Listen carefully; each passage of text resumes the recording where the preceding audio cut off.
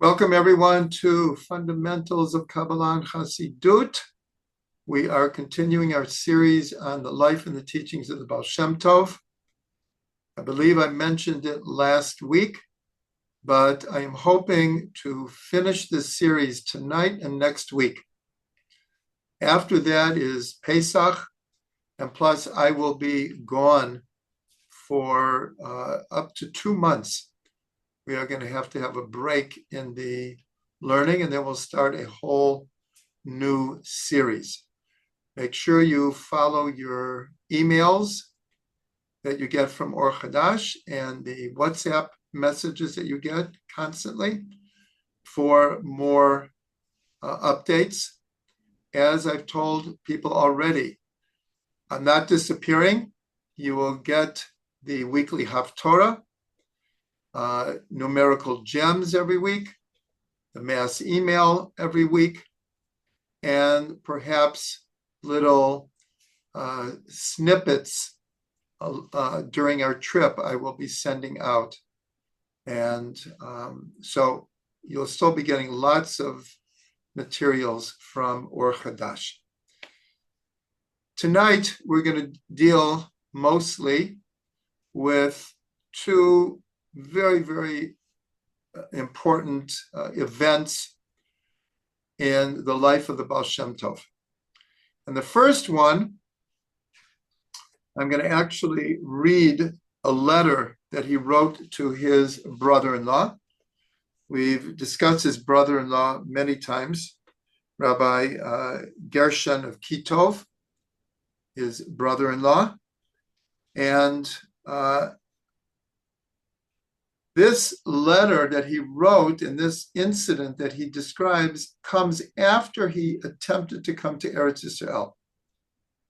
If you remember, we spent, I think, an entire class on discussing the Ba'al Shem Tov's attempt to come to Eretz Yisrael.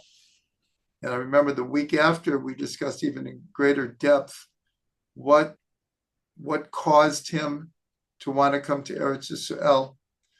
And a lot of it had to do with his belief that if he could meet the Or HaChaim here in Israel, he and the Or HaChaim would be able to bring the Messianic era much closer. We know that he did not make it to Eretz Yisrael. It was clear that heaven did not want him to come. He and his daughter and scribe almost died along the way. But he goes back to Europe and he makes his home base in Mezrich. And that's where the Chassidic movement really began to blossom and grow. This letter I'm going to read is, in a sense, a further attempt by the Ba'al Shem Tov to try to bring the Messianic era closer.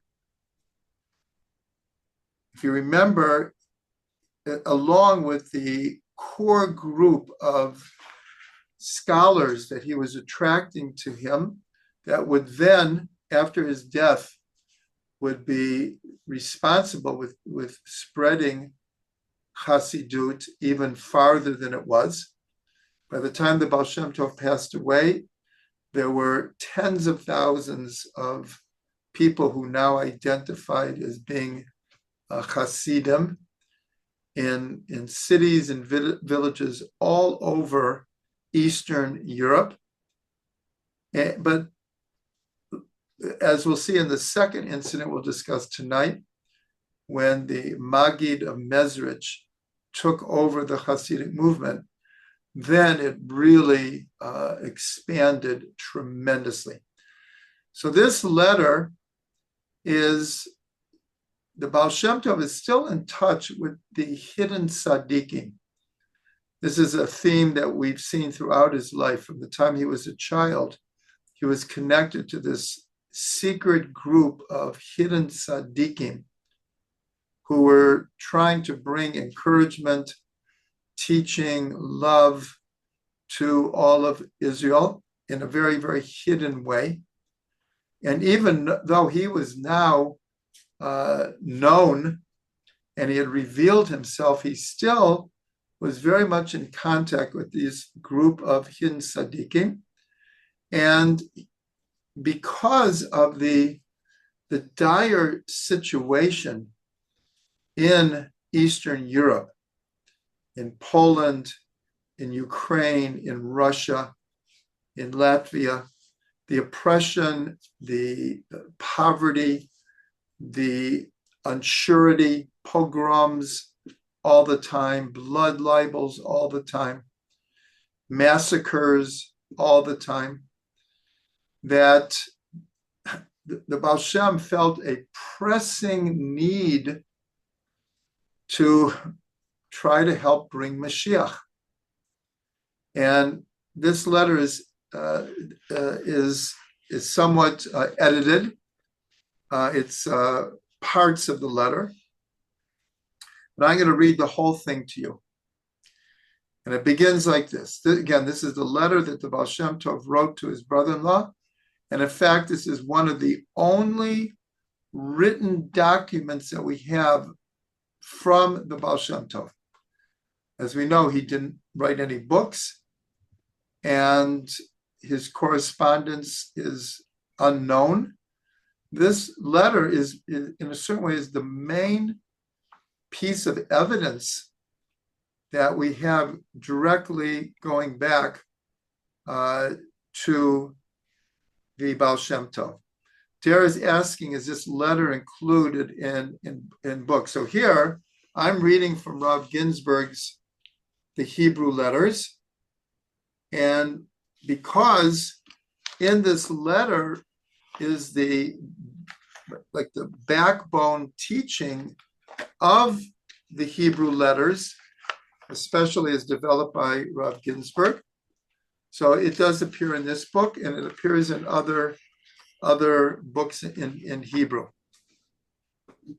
I believe it's in the Keter Shem Tov, and it's probably in a few of the other books, Shivchei Abesht, in Hebrew. But this is in English.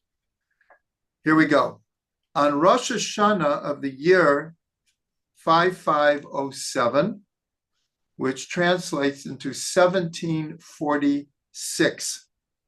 Here, the Ba'al Shem Tov was 44 years old when he wrote this letter. Remember, he revealed himself when he was 36 years old. So this is 8 years into the spread of the Chassidic movement. So I'll start again. On Rosh Hashanah of the year 5507, I performed by means of an oath an elevation of soul as known to you, and saw wondrous things I had never seen before. I'm just going to interject that the Ba'al Shem Tov, because of his learning with Eliyahu Hanavi and Achia Hashiloni, learned methods to have out-of-body experiences where his soul would leave his body and would enter into the heavenly realms. That's what's called an aliyat of soul. So that's what the Ba'al Shem Tov is saying, that I experienced one of these elevations of souls. And he says, I saw things I've never seen before. What I saw and learned there is impossible to convey in words, even face to face. I ascended from level to level. And in the expanded letter, he actually describes going to different rooms or chambers in the heavenly courts where sages of old, the patriarchs were. All of them were learning Torah.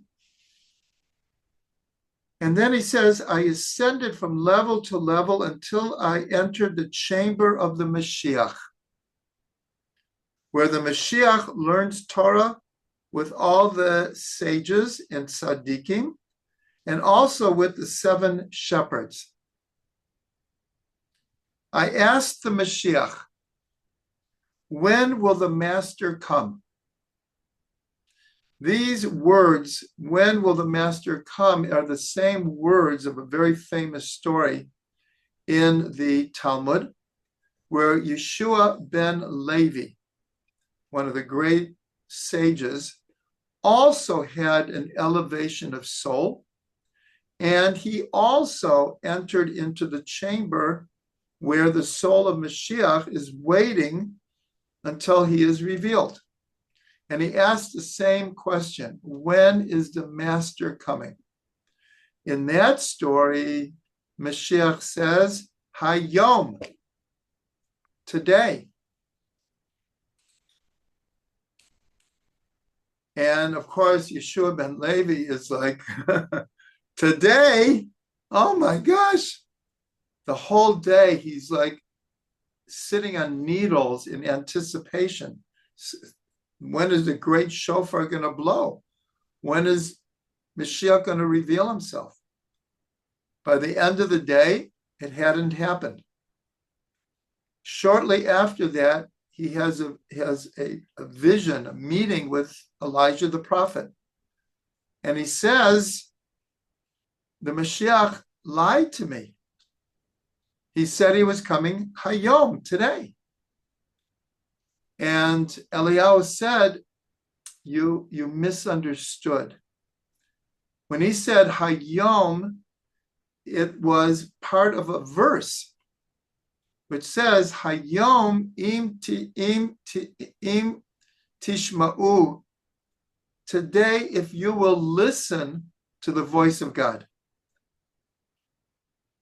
And so what it meant is, Mashiach is saying, I will come today as soon as the Jewish people are ready and are listening and fulfilling God's will.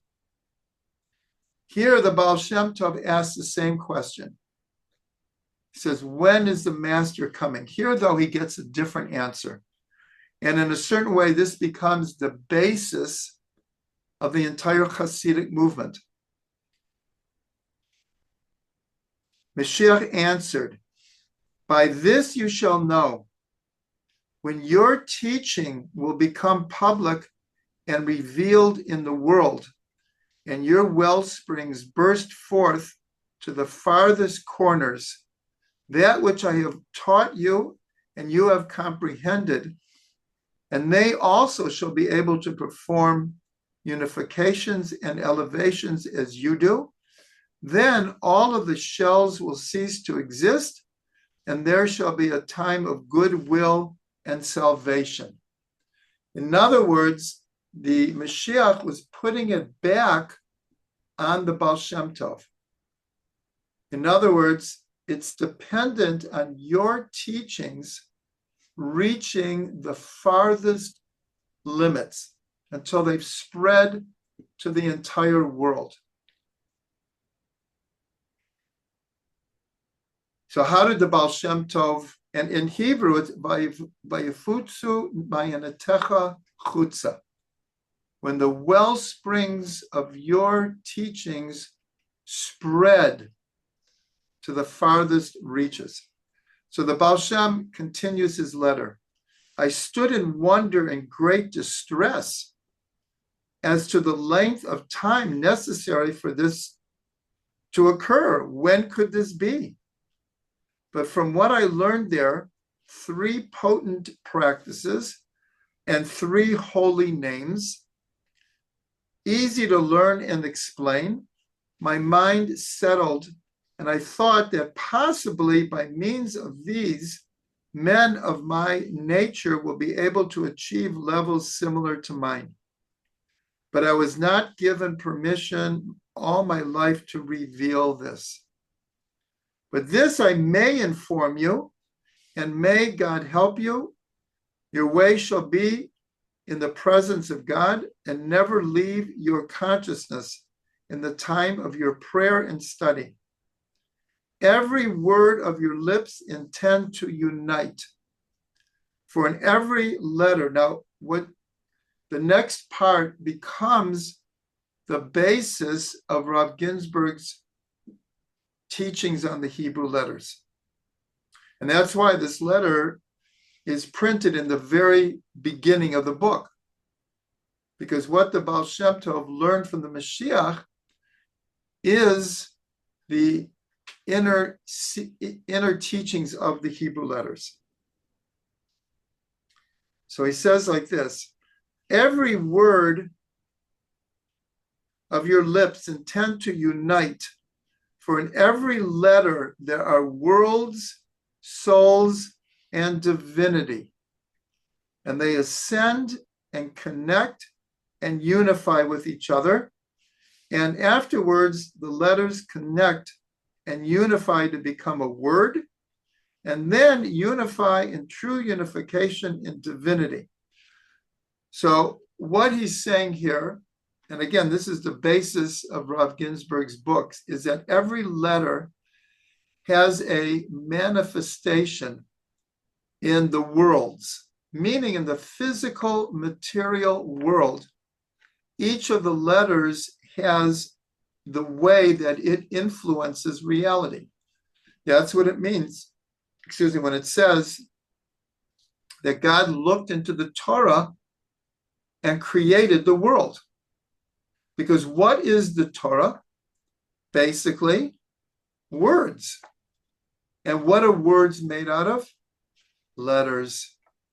So the Ba'al Shem Tov is saying every letter has a reality, a manifestation, and an influence in the worlds, the physical material worlds, in the soul. That is talking, of course, of the emotional, the intellectual, the psychological, the intuitive, the behavioristic realities of the human psyche. Every letter is manifest in our very beings. And lastly, in divinity, meaning this, in a certain way, is the way that God relates to the letters. What Rav Ginsburg adds that the Ba'al Shem Tov doesn't say explicitly, but we know from many other sources that each letter has a form. The Hebrew letters are pictograms. They tell a story. Each letter has a name. The name has meaning. A, B, C, D, E has no meaning. But Aleph, Bet, Gimel, Dalet, they're words. They mean different things. And lastly, each letter has a numerical value. So the way that Rav Ginsburg took the Ba'al Shem Tov's teaching is each letter will now have 9 ways that it is expressed in reality. The form of the letter has an influence in worlds, souls, and divinity. The name of the letter has a manifestation in world, souls, and divinity, and the number is manifest in world, souls, and divinity. So altogether, there are 9 levels, and I'll just show you an example. I don't think you'll be able to read the words, but every letter is set up like this, where the form is revealed in many different ways in the worlds, souls, and divinity. The same thing for the name, world, souls, and divinity, and the number, world, souls, and divinity. And it all comes from this letter from the Ba'al Shem Tov.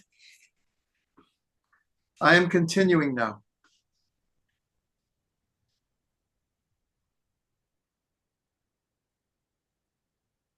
He says, include your soul with them in each and every state, and all the worlds unify as one and ascend to produce an infinitely great joy and pleasure.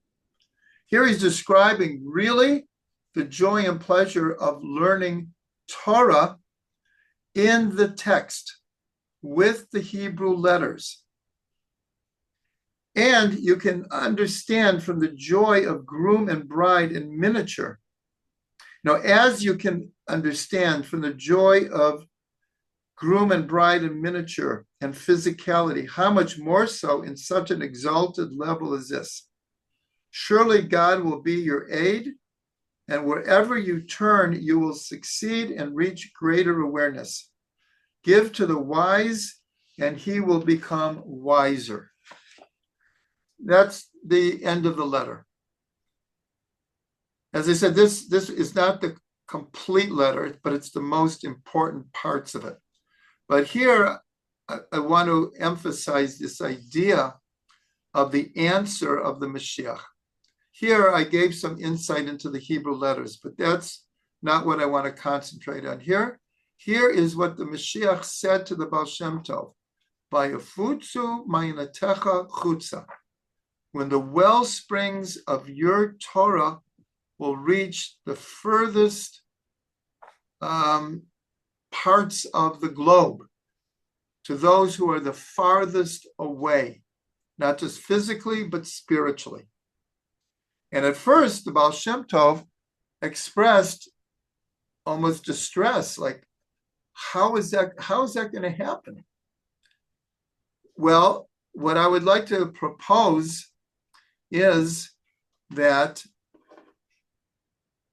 anyone who is connected to Chabad and wants to understand the Rebbe, so basically what the Rebbe did was he took these three words, Vayufutzu ma'inatecha chutza. In other words, he followed in the footsteps of the Ba'al Shem Tov, and the Rebbe was not the first one to send out shlichim. It was the Ba'al Shem Tov. The Ba'al Shem Tov, once he had his core group that we've discussed for many, many weeks. One second.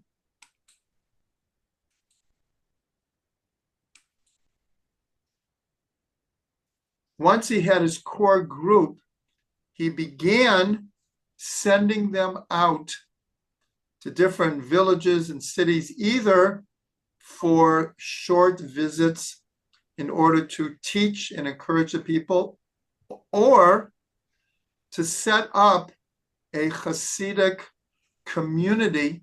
Mashiach, can I ring you after? Wait, one second. I'm sorry, I didn't mute everyone, sorry. One second.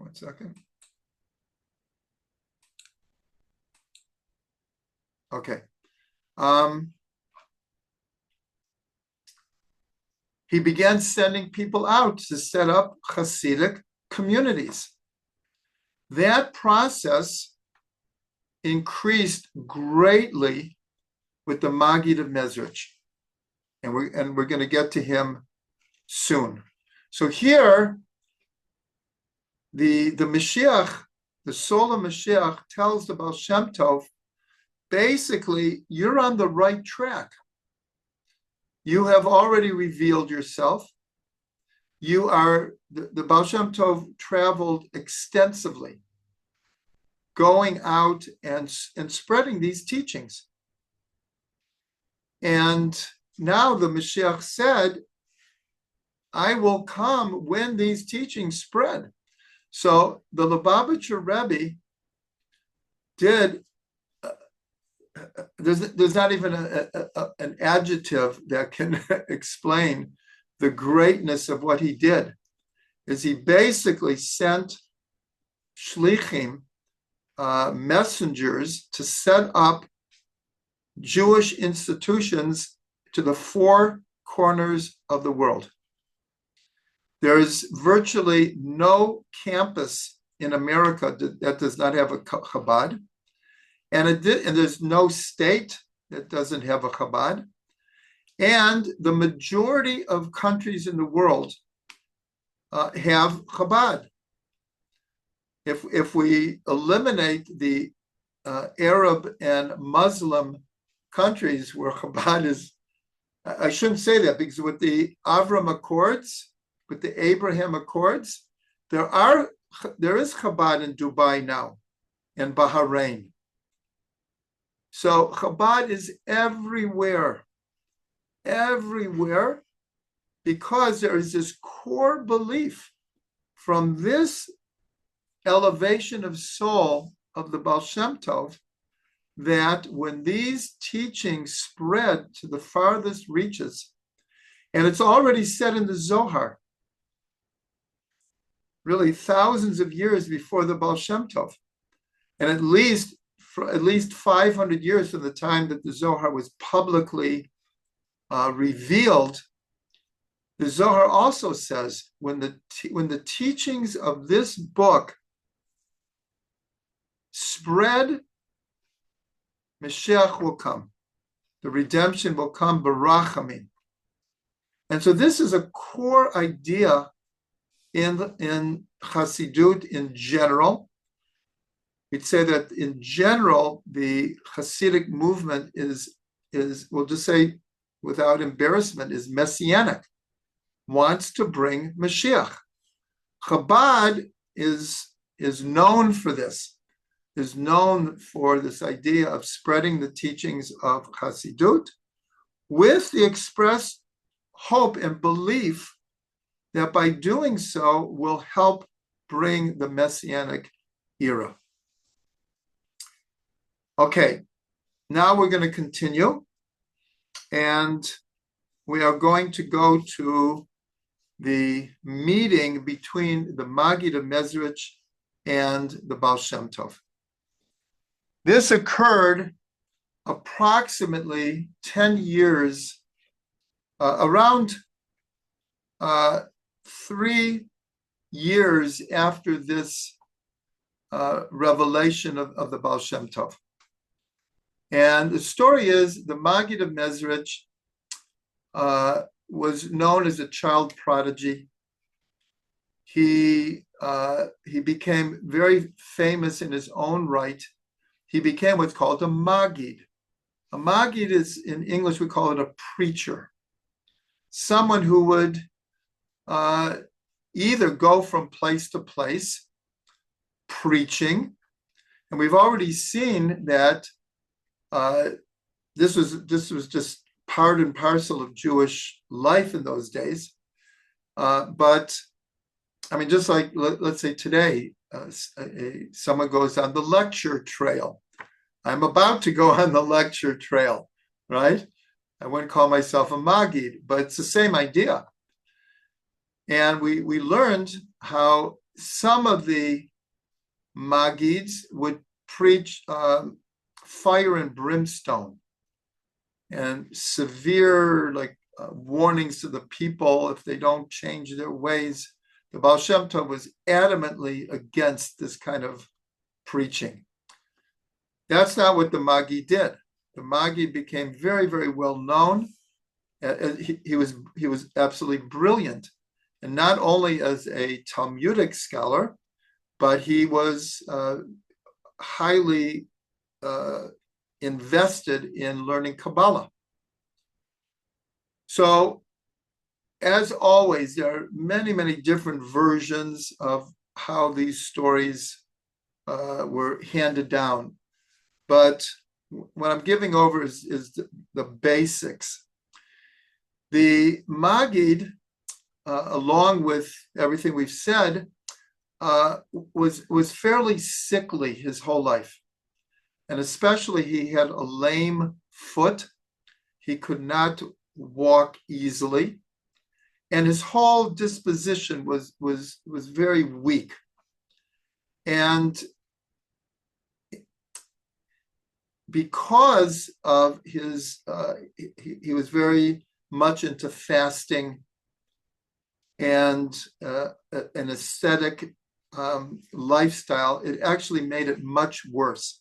And we know that the Ba'al Shem Tov was also adamantly against people fasting on a regular basis. He felt it just weakened people and actually made them sad and depressed.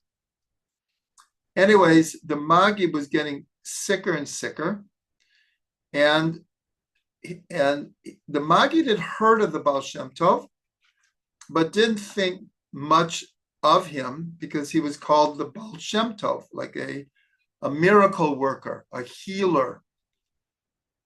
So at a certain point, his wife, friends started saying, "You've tried everything. You're getting worse. Maybe you should go to the Ba'al Shem Tov." He would not agree, but he got sicker and sicker. And at one point, his teacher,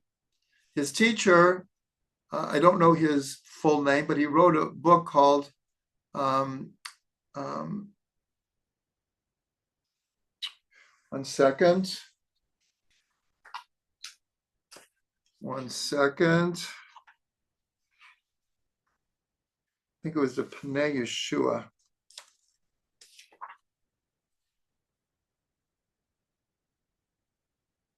Yes, the Pnei Yeshua. It was a commentary on the Talmud. And that, at one point of the Maggid's life, was his teacher. And the Pnei Yeshua was not a Chassid, but he said, "I think you should go to the Ba'al Shem Tov to try to get a healing." So very reluctantly, the Maggid decided to go. The trip was not an easy one, and especially for someone who was in a weakened situation. And because of the rigors of the travel, and he couldn't learn like he used to. You have to understand, we're talking about people who learned day and night their whole lives. That's what they did. They learned day and night. And that was their whole reason for being. That was their whole love of life.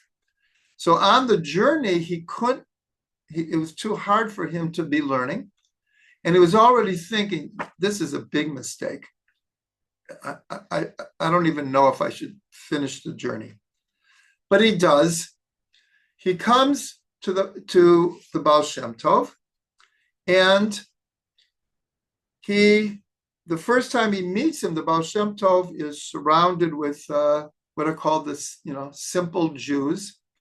And the Ba'al Shem Tov is telling these parables, these very simple stories, and then explaining them to the people.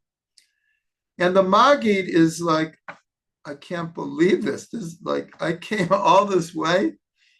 This is the Ba'al Shem Tov." Anyways, at a certain point, the Ba'al Shem Tov actually had his eye on the Maggid for quite a while. He never met him, but telepathically, spiritually, prophetically, he saw that he wants to make the Maggid a student. He saw what a tremendous thing that would be. Anyways, the Maggid finally has a one-on-one with the Ba'al Shem Tov. And the Ba'al Shem Tov tells him a couple of stories. And the Maggid is so unimpressed, unimpressed. And so the Ba'al Shem Tov says to him, "Do you learn Kabbalah?" And he says, "Yes." So he handed him the Eitz Chaim, the book of the Rabbi Chaim Vital on the writings of the Arizal. And he asked him to learn a certain piece, to learn it, out loud and explain it. And so the Maggid does. And the Ba'al Shem Tov says, you're correct, but there's no life to it. There's no soul to it. I'll read it for you now. So the Ba'al Shem Tov began to read this piece, and it turns out that this piece mentions different angels. And as the Ba'al Shem Tov is learning this, the Maggid began to experience light filling the room and the presence of these angels. In other words, the Ba'al Shem Tov was quite literally making this teaching come alive. It was like in real time. And the Ba'al Shem Tov was blown away. He had never experienced this in his life, this kind of a spiritual experience. And he came to understand that this is no ordinary person here. And to make a long story short, he became the student of the Ba'al Shem Tov. And ultimately, we could say the primary student of the Ba'al Shem Tov. That trip, he stayed for a short while, but he had to leave. And he went back to wherever he was living at the time. But then he came back, and he also thought it would be for a short time, but the Ba'al Shem Tov kept him there for 6 months. And during those 6 months, he learned with him every day. And they also learned at nights. And the Ba'al Shem Tov started to give over to him his deepest teachings. Because he saw who the Maggid was. He saw his potential. And at one point, because the Maggid didn't expect to be there month after month, and he asked the Ba'al Shem Tov, he said, why won't you let me go? And the Ba'al Shem Tov said, because the more water is drawn, the more it comes out. And as he was saying, not only are you learning from me, but it's really good for me to have you here because you're helping me to draw new waters of Torah. So here we see there was an incredibly fruitful relationship happening. I will just mention that, so all together, he was only with the Ba'al Shem Tov for a total of maybe 7-8 months. But I'll just mention that the Arizal was only in Sfat for 2.5 years. And he even learned less with his student Chaim Vital. But from those 2 years comes the entire system of the Arizal. In just 2 years, he gave over what would take lifetimes. So the same thing here. The Ba'al Shem Tov gave over to the Maggid the essence of his teachings. And the Maggid got it. The Maggid really not just bought into it, but he was very methodical. And so what the Ba'al Shem Tov gave over in inspirational bursts to his students. And for those who have been following this class, when we were learning the Keter Shem Tov, we had an opportunity that many of the teachings of the Ba'al Shem Tov were relatively short and to the point. Now, each one of them was a gold mine. But what the Maggid did later is he turned these teachings into a system. He turned into like an organized system that we now call Chassidut. He was not the only one, but he was the primary one who took the teachings of the Ba'al Shem Tov and created, like I say, a system, a model of all the Ba'al Shem Tov's teaching in a philosophical paradigm. There's one story, and it's a short story, but it's very indicative. That one time they were davening together. The Maggid was there, and the Ba'al Shem Tov's talit had kind of fallen over his shoulder. The Ba'al Shem Tov was, we call it, in a different world and didn't notice. And so the Maggid very innocently came over and put the talit back on the Ba'al Shem Tov's shoulder. But in that process, he will say he locked into the energy of the Ba'al Shem Tov, into the aura of the Ba'al Shem Tov, and it's reported that he began to shake. You know, it was so awesome. It was so awesome. He began to shake, and when he moved away from the Ba'al Shem Tov, he tried to settle himself by holding onto a table. And the table began to kind of bounce up and down, shake. That is like how awesome the Maggid was hooked into the Ba'al Shem Tov. It wasn't like a casual relationship, because once he hooked in, he became connected to the Ba'al Shem Tov's essence. So while we're doing this, I want to mention that why was the Maggid so important? After the Ba'al Shem Tov passes away, his son, Tzvi, he became the Rebbe, the leader of the Chassidic movement for an entire year.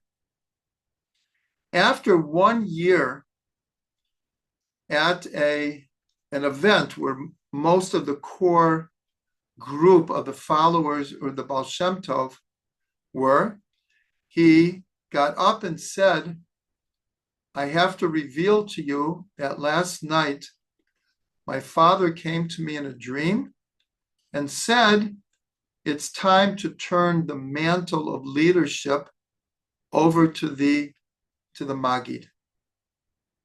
And he took off his his Rebbe robe, and he gave it to the Maggid. And the Maggid apparently was ready for this. And he began to teach. And the entire core group immediately accepted the Maggid as the new leader. What happens after this is, for approximately 11 years, the Maggid was the leader of the Chassidic movement.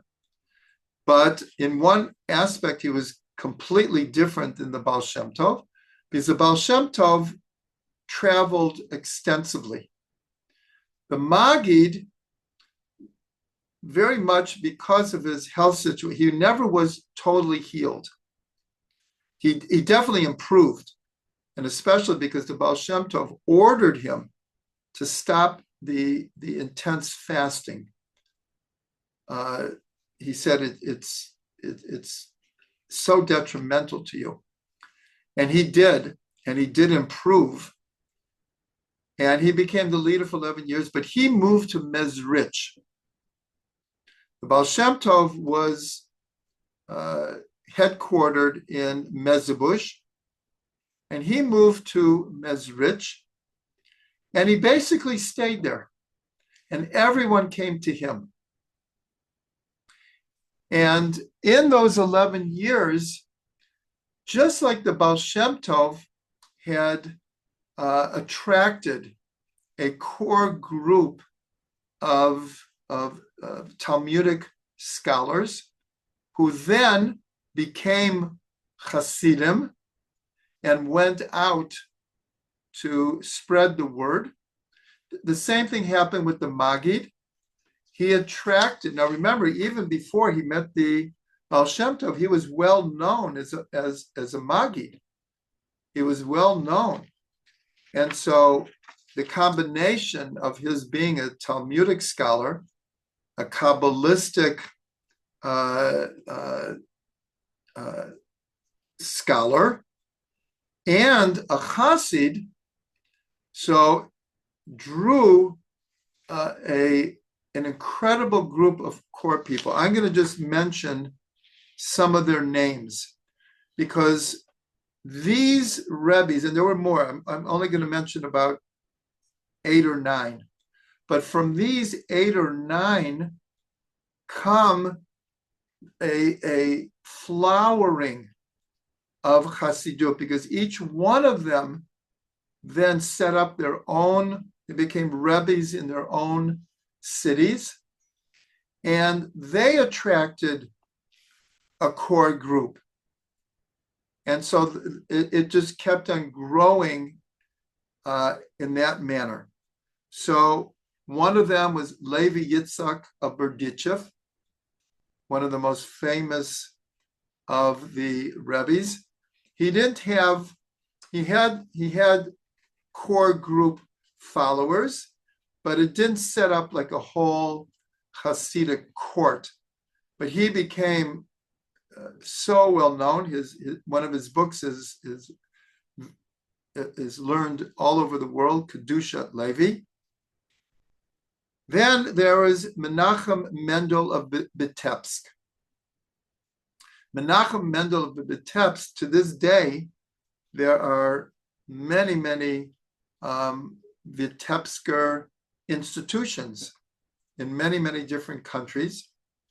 But his influence was when the Maggid passed away, he became the leader of the Chassidic movement, and everyone accepted him. But he did something in that day very unique. Just like the Ba'al Shem Tov tried to make it to Eretz Yisrael, he moved to Eretz Yisrael with 300 people. Some say it was actually 300 families. And they became very much the core group of the Jewish community that was in Israel before the mass Aliyah began in the 1880s. He came here in 1770.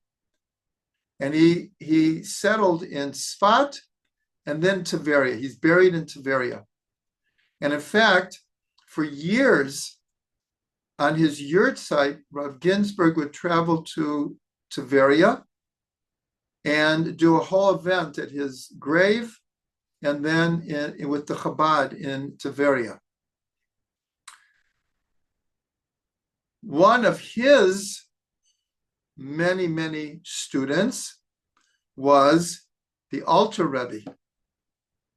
The Alter Rebbe, again, I'm not going to be able to tell the whole history of Chassidut here, but the Alter Rebbe became, in a certain way, the main student of the Maggid. After the Maggid passed away, the Alter Rebbe accepted Rabbi Menachem Mendel of Vitebsk as the Rebbe. And in fact, the Alter Rebbe was going to move to Israel with Menachem Mendel of Vitebsk.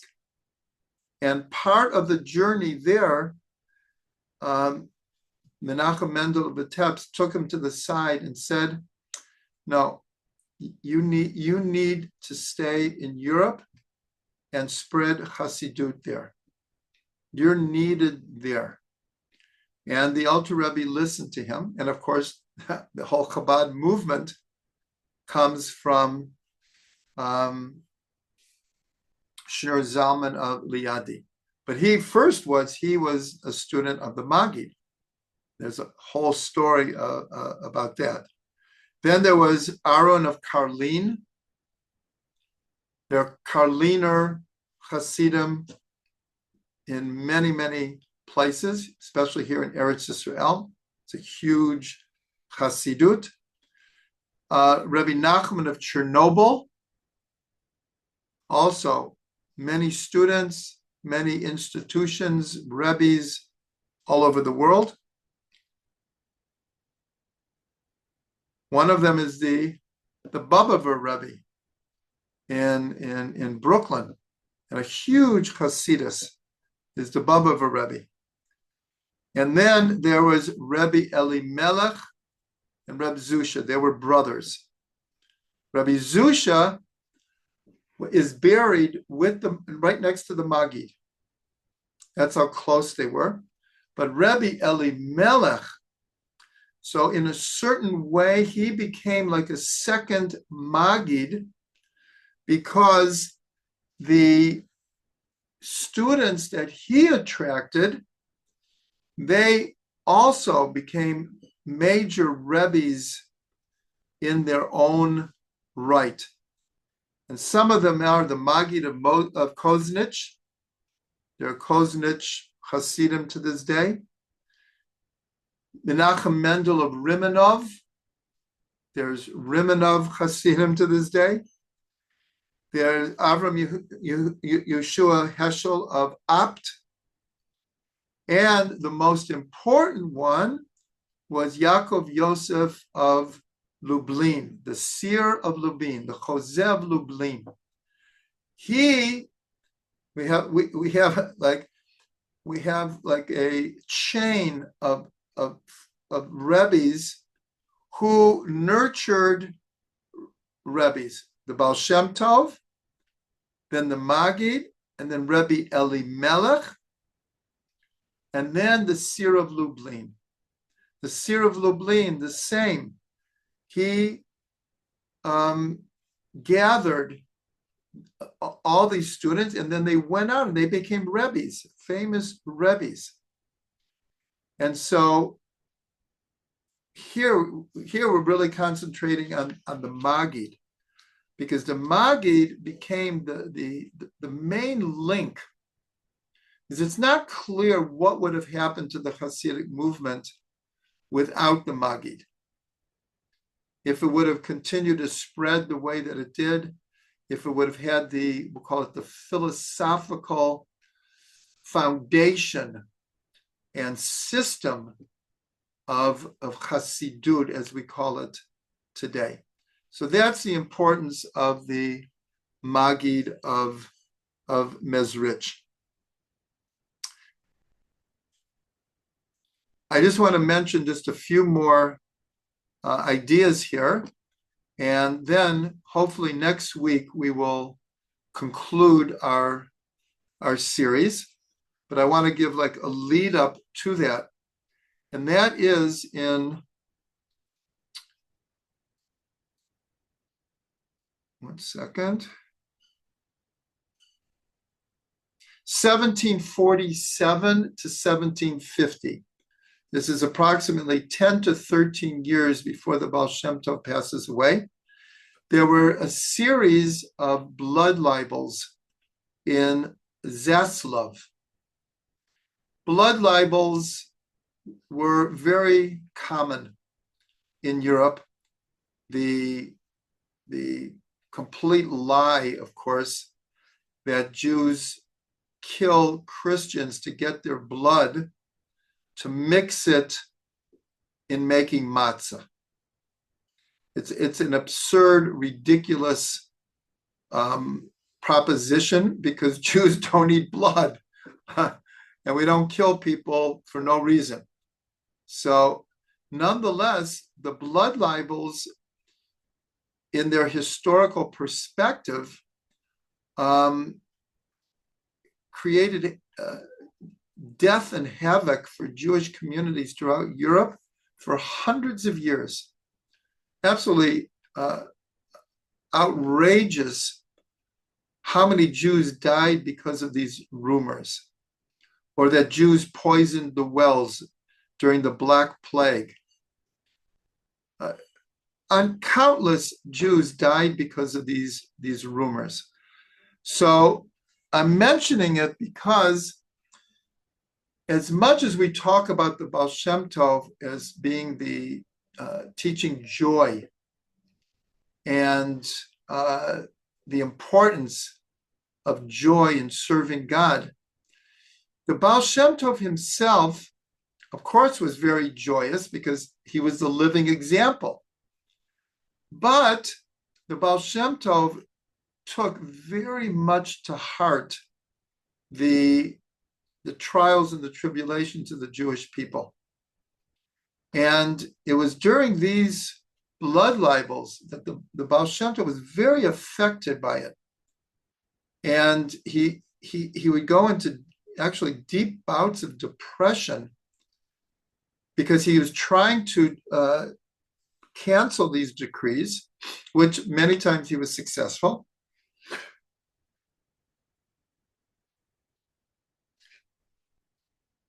Sorry, that's one of my fake sneezes that seems to happen during this class every week. Not sure why. Anyways, but during those years, the Ba'al Shem Tov was constantly praying, pouring out his heart, trying to help cancel these decrees. And they took a toll on him. And it wasn't just this, it's really, if we go back, along with all of the joy and encouragement and optimism and positive energy that the Ba'al Shem Tov was spreading everywhere, he also had these bouts of such seriousness and even depression over the state of the Jewish people. And so this gets to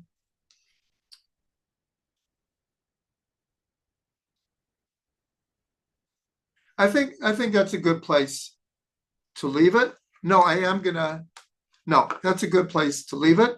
Next week, we're going to deal with the last years of the Ba'al Shem Tov. I'll just give an introduction here, because in the Ba'al Shem Tov's own words, there were two reasons why he passed away when he did. And it's known that towards the end, his spiritual strength weakened to the point where he was not able to do these soul elevations. He was not able to have the prophetic vision that he had. And the two reasons, and we will go into this next week, is that number one, towards the end of his life, what we now call the mitnagdim, in other words, those who were opposed to this growing Chassidic movement, actually excommunicated the entire Chassidic movement. They put a ban on the Chassidic movement, meaning you couldn't even talk to a Chassid. He shouldn't come into your shul. You can't give him an aliyah to the Torah. It was a horrible split in the Jewish people. It's well known historically. This split, which went on for far too many years, it was finally somewhat healed. But it began with the Ba'al Shem Tov and we'll call it the fledgling movement. Last week, we went over all the reasons why the scholarly elite were afraid of the Chassidic movement. But it got to the point that they actually excommunicated. They put a ban on the Chassidim. Now you can imagine this took a terrible toll psychologically for the Ba'al Shem Tov. And we'll go into it more next week. And The other one is that the remnants of the Shabbatite Tzvi movement led to a new version in the personality of a person called Yaakov Frank. And that's what we'll discuss next week. But the Ba'al Shem Tov said that in his attempt to fight against this ban and fight against the followers of Yaakov Frank and Shabbatite Tzvi, this is what just sapped his energy to the point that he felt that this was going to lead to his demise. So we're going to get into more of those details next week, and then we're going to try to conclude our thoughts about this series, which has gone on for approximately 9 or 10 months. I have to say, I never expected that it would last this long. But and as I said previously, truthfully, we could go on for 9 or 10 more years to get through the Keter Shem Tov and all of his teachings. But since Pesach is coming and I'm going away, I felt that this would be a good time. Perhaps we'll get back to it at a certain point.